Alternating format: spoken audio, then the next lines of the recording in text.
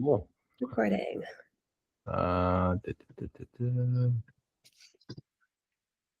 Let's get started. My notes. What's going on? How you doing?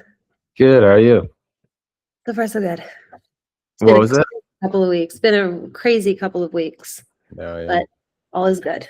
All the songs are out now. I can go to bed finally. Exactly. Yeah. So yeah, just get after it. So you're Liel Barzee. You're from Liel Barzee. Liel. Sorry. Okay, Yeah. Liel. No, don't worry about it. It never occurred to me, but when I wrote like Liel Barzee and I started releasing music, everyone was like, Liel Barzee, Liel Burrs. Like, it's actually hard to pronounce my name. I should have known that. Should have occurred to me earlier, but Yeah. yes. It's nothing too crazy, but yeah, I wasn't sure. So you're from Israel originally, and now you're based in California, right? Is that what you said? Israel. Oh, you're still in Israel. Oh, you're based in Israel. Yeah, born and raised. And you're currently in Israel as well?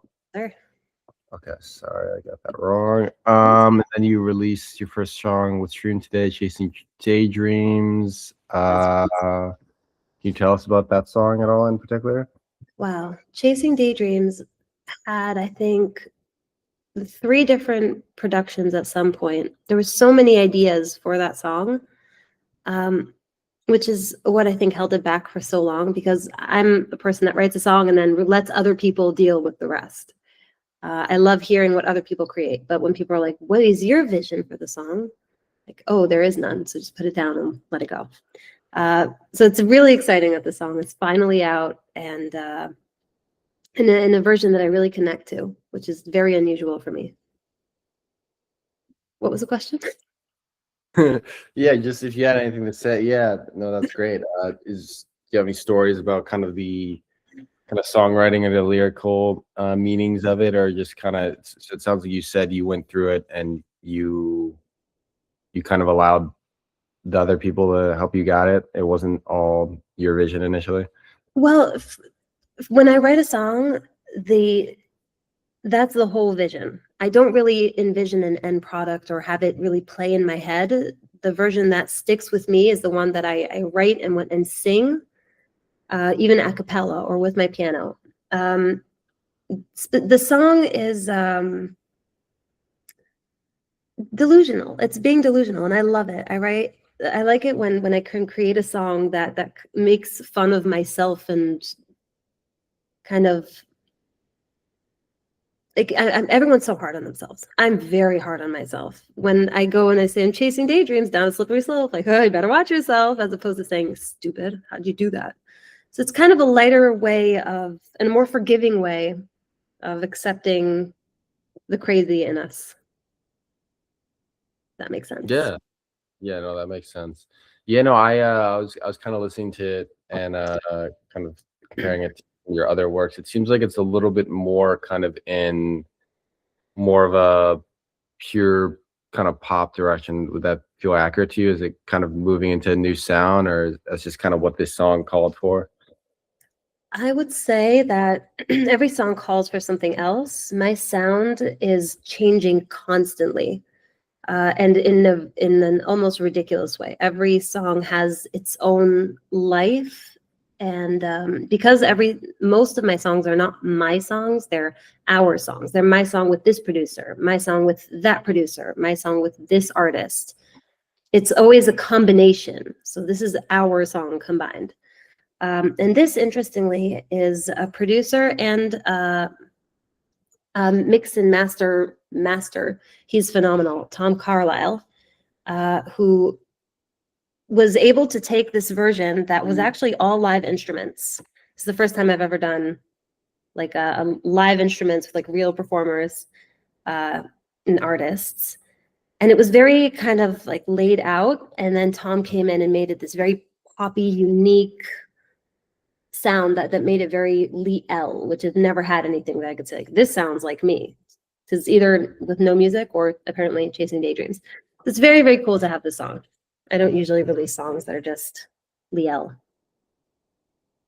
Yeah, no, that's interesting you pointed out. Yeah, I thought there was something different about it. So you're saying like it was kind of a one take type of thing, or it just was all live instruments versus kind of program stuff? It was live instruments, which is always, if I am to sing with live instruments, that's the way to go. It's not so much backing tracks. I think that's why I connect so much with like a piano, because that's everything that you need right there. So it's yeah, I think maybe that's one of the reasons that it's very unique. A lot of my things are very produced, and this is very feely. Like I brought in a bunch of different artists saying, "What do you want to play? What do you think should be at this point?" And this is what happened. Yeah, that's awesome. Yeah. Let me see. So, can you tell me a little bit kind of about your background and upbringing and how that kind of led you into music, your interests that stem from that? Good Lord, my history. I grew up Orthodox religious, Jewish, the elbows covered and the collarbones and all that fun stuff.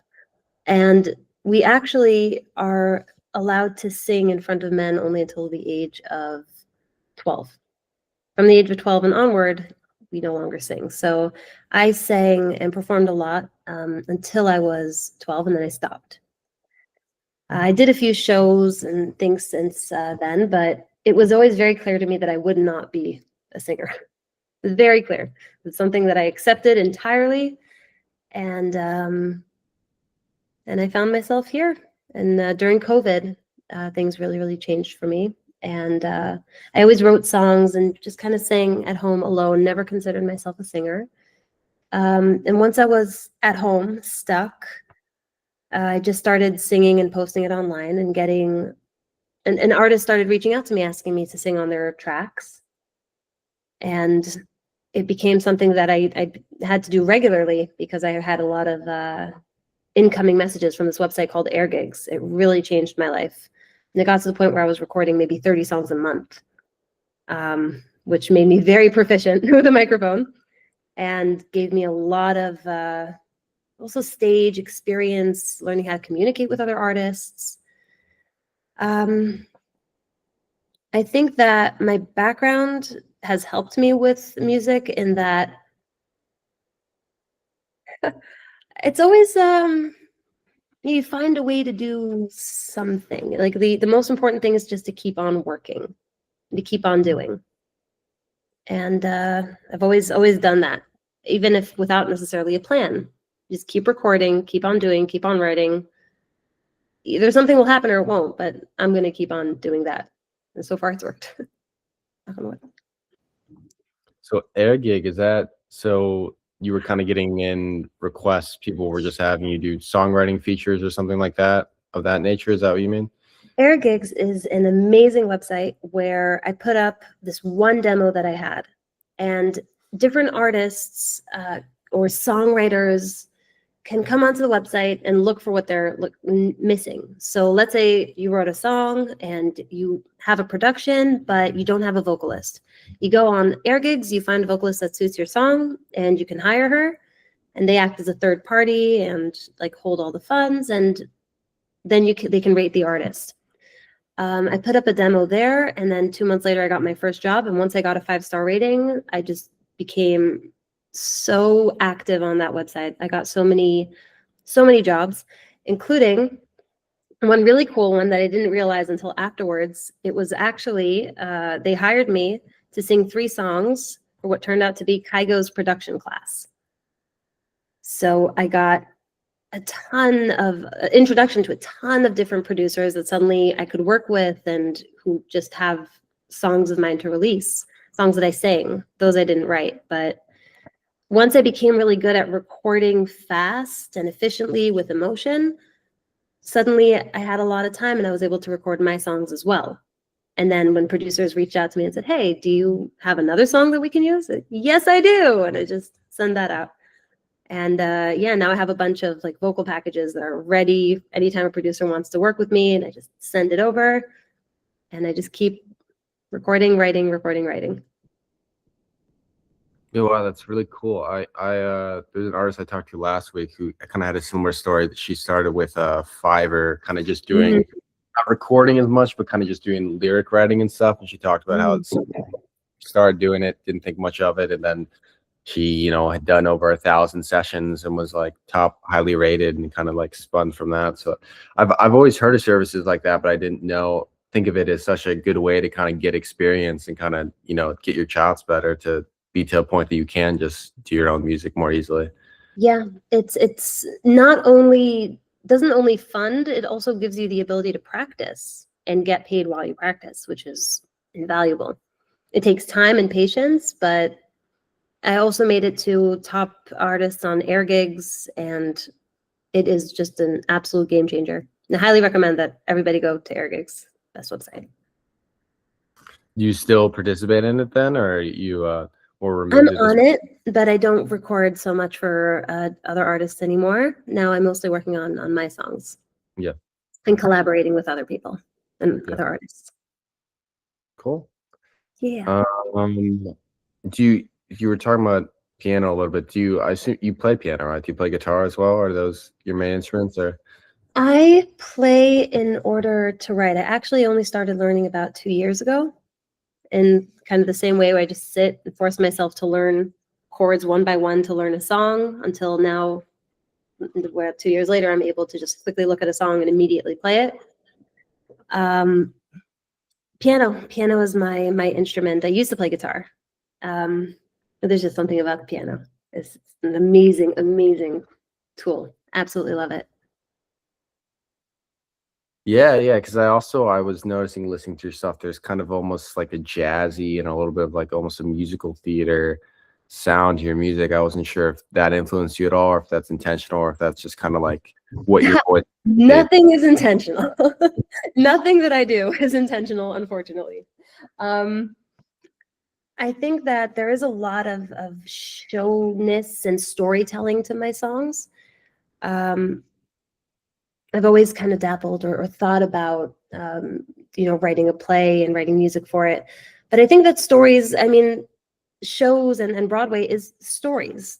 That's what it is. And songwriting has always been a way of giving someone's experience in different aspects of different, well, stories. So it all comes down to stories. Yeah. Music is full stories. Awesome. I also noticed looking through your catalog, you have one album that you did that was mostly in Hebrew. How is that process kind of different from English, and do you feel more comfortable in one language versus the other? I feel far more comfortable in English. I think in English. I write in English as well, but I do have songs in Hebrew. This one is a really fun. This is actually a songwriter. It's mostly in Hebrew, but they're actually entirely written by a man named Sammy, who writes also in English, also in Hebrew, and he gives me kind of this. He writes a poem or like a page long, just kind of dumps everything out and says, make a song. So I get to kind of filter out and organize it, but I don't connect to a lot of songwriters like I connect to his work. There's something very raw and real and true in the things that he says. So working with him and that specific album, I was actually listening to it on the way here, which is really funny, on the way home today. He writes, and then my job is kind of to filter and give voice to his words and a stage to his words and the melody, and I manage the production with that as well.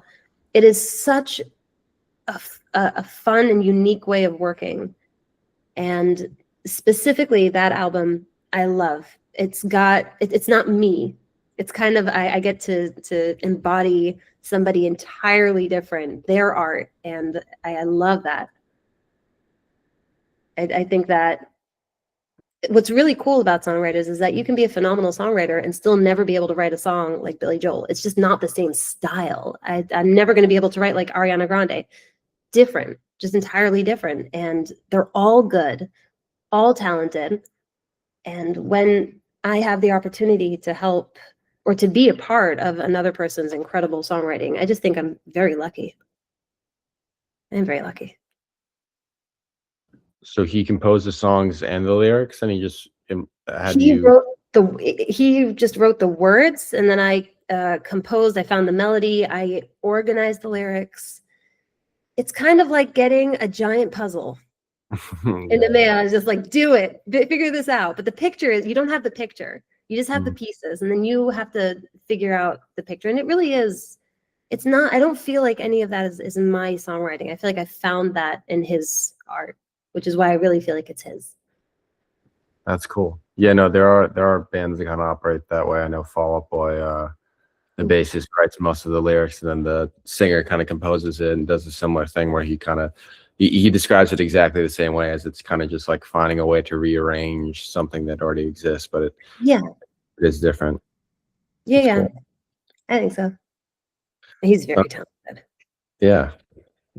So you've had a pretty decent level of success these past couple of years, especially with Parachute. I noticed you have like 4 different versions of that one song. Do you have anything to share about that one in particular? I know I watched, you did a YouTube video about like a month ago, kind of going more in depth about it, but do you have anything you want to share about that? Parachute is the epitome of just do it and figure out why later.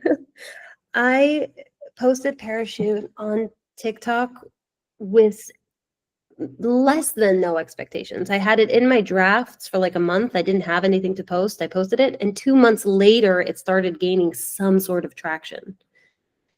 I think that, and it's really interesting that Parachute is just like, I did it. I jumped. I stepped right off that cliff without a parachute. I just did it. People who connected to Parachute made their own versions and contacted me to show it to me and collaborate with me. And that opened so many doors. What I would share, what I always want to share when it comes to Parachute, is creation and sharing gives people the opportunity to work with you and hear what it is that you want to do. So it never has to be perfect. It just has to be. And when you give something the opportunity to be, the possibilities are endless. So yeah, Parachute's awesome.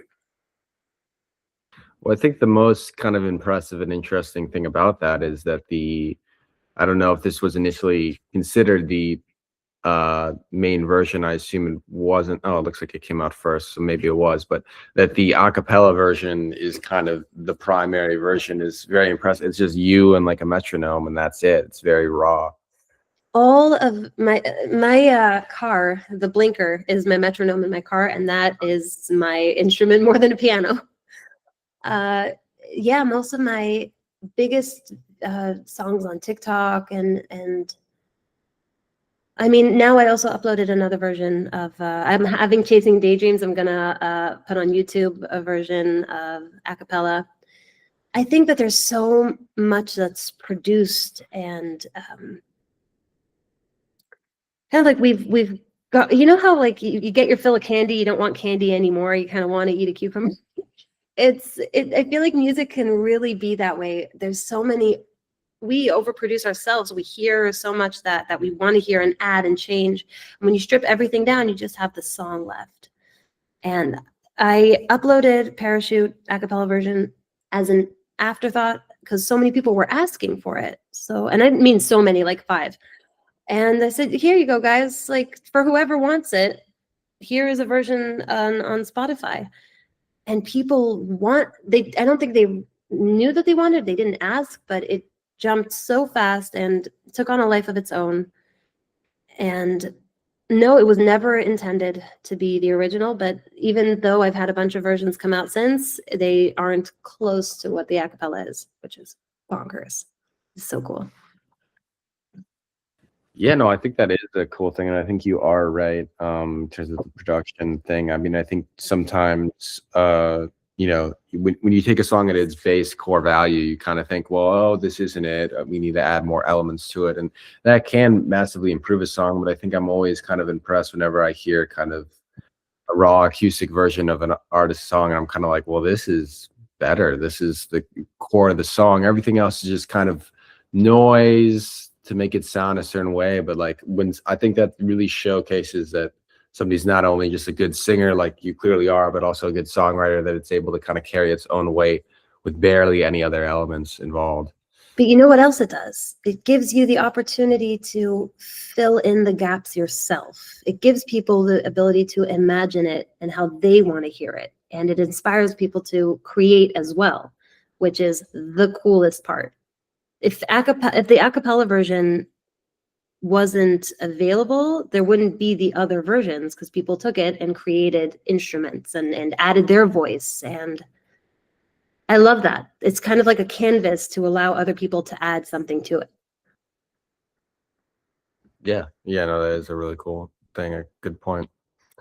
Let me see. I kind of oh yeah, here we go. I had a question. Sorry, for some reason, based on our last conversation, I thought you had moved to California for some reason. Yeah. So I was a little curious, kind of like how I know you touched on it a little bit earlier, but like how how it is being an artist in Israel. Is there kind of a music scene there? Is it more kind of you connecting with artists worldwide, globally in America, or does it feel lonely, or is it there kind of this community that you have there? That's a really interesting question. I would say I'm actually not practically at all involved in the music world here in Israel, community, other than as a fan. I would say that for me, it's worldwide. I connect with artists all over the world who say like, "Hey, I created this version. Can I upload it?" And I'm like, "Yeah." Or, "Hey, I think you can write a great like song to this track." And it's kind of its own little community. The internet is like it's far, it's not with us, but it's giant. It's just massive, and it's this huge connector. And there's this whole music community online that is just vast and amazing, and really bridges countries and cultures and everything. It's amazing to see. But yeah, no one in Israel knows who I am. Do you know who Asaf Avidan is? Mm. You're familiar? Yeah, of course. Who doesn't know stuff will be done? Yeah, no, my dad's a huge fan of him, so I was curious. Yeah. Yeah. Let me see. So what kind of led to you getting connected with Carlos and kind of getting on board with Stream? I I'm very, very interested and was very interested in what Stream has to offer in the AI aspect of building a plan, because you had mentioned earlier, is it lonely? When you're not a signed artist and you work with so many, and I do work with labels and distributors, I'm the planner. And it's songwriting, planning, strategizing, filming, editing, scheduling, checking analytics and doing it all over again, as well as setting goals. So it's been interesting to have something kind of set the goals for me and analyze everything that I've done so far. It's interesting. It's really interesting and helpful, because I don't necessarily know if I'm meeting my goals if I don't have clear goals.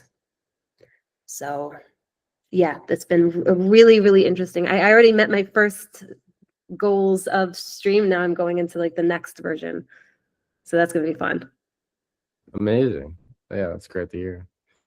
I'm also curious, what are some artists maybe you're a big fan of, either when you were first getting into music or that you're currently a big fan of that you feel like influence your music? I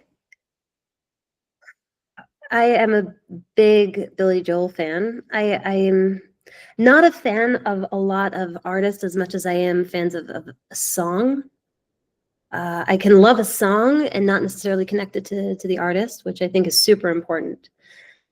Billy Joel specifically is, he writes songs the way that I wish I could write songs, and that I heard an interview from him once where he was talking about how he writes, but he wrote on the piano and the lyrics were an afterthought, but his lyrics are incredible.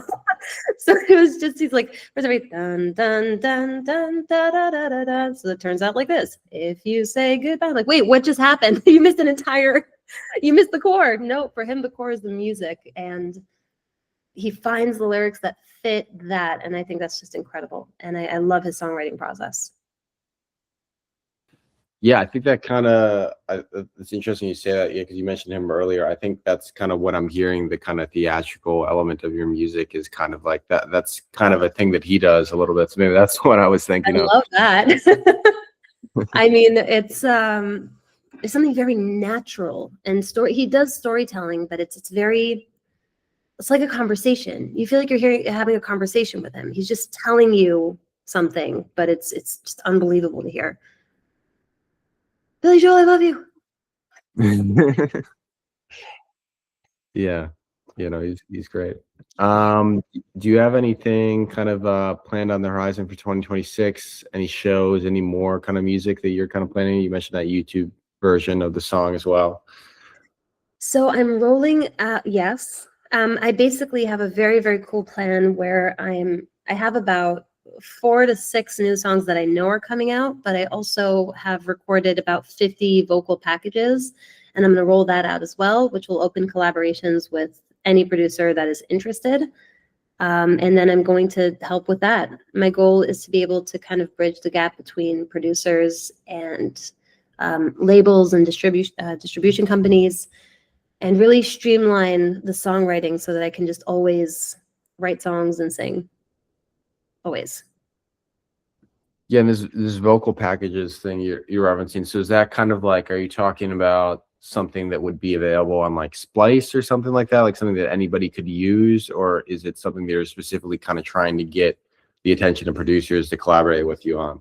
So I have a website that's being built. It will be out 1st of January. All the details are being ironed out, but the vocal packages are ready, where a producer can come and say, okay, I like this song on TikTok and I want to collaborate on it. And basically the idea is there is an investment in the beginning, so that, because if I offer it to too many people, unfortunately, the song will just get lost. So there is a payment made, but that's an investment. So I don't gain any income until the producer covers his expenses. And then we can build this collaboration based on mutual trust, and I can promote it everywhere and they can promote it everywhere as well. And then we move on to the next song and the next song and the next song. I don't want to get lost so much in the production anymore. I don't want to. Producers are so talented. I don't need to be a part of that, you know? They're so good at what they do. I just want to hear what they have to do. Yeah, wow, that's really cool. I didn't know you were building that. And so that definitely seems like it's inspired from your experience with the, sorry, I already forgot what it was called, but the thing you did before. Yeah, because that's definitely, because yeah, because that's a tricky thing, right? Because frequently, that's why I was asking, because sometimes people do it as like a royalty free thing, and you just could, because you could hypothetically just sell your vocal stems to something like Splice, and then I don't know how they work, but you get like a flat fee, or you get a, something recoup, but then it like kind of gets diluted because then everybody can just kind of use it. It sounds like you're attached where you're like, I don't want to just give up my sounds. I want to see it become something at the end of the day, right? It's, on one hand, I want it to become something, but I also want to be able to create something that can become something. And if I sell it to so many people, it can't. I will have versions that are non-exclusive that are available for people to buy. But for me, when I want to work with a producer, I want to offer him a real opportunity to work with me. It gives access to all of my streams, my song, my fans, my followers. There's something there that can actually help producers. And if there's already a song that has momentum, why not be able to bridge that gap and quickly be able to create these amazing collaborations and show everybody what music is capable of. It's bridging these gaps across the planet and creating this amazing song, having never met. That's crazy. Yeah. That's awesome. So you said it's coming out January 1st, this website? Yes, sir. And is it just your artist name, or is it gonna have some special branding? lielbarz.com. What was that? lielbarz.com, which, fun story, my name is not Liel Barzi. It is not my name. Yeah, I was gonna ask. So what it's not your real name? My son's last name is Barzili. So I just took half of his name and put it on my artist, and it just kind of stuck. It was just in the meantime, but I mean, it's been 7 years, so I guess it's sticking. But that is your first name though, right? Liel, yeah. Cool. Always All right. been. Well, I think we got a lot of good stuff in there. I think that's probably I got through all of my questions, unless there's something else you want to say. But I think we got good stuff there. I think so too. That was fun. Thank you. Oh, thanks. Yeah, I'll stop the recording.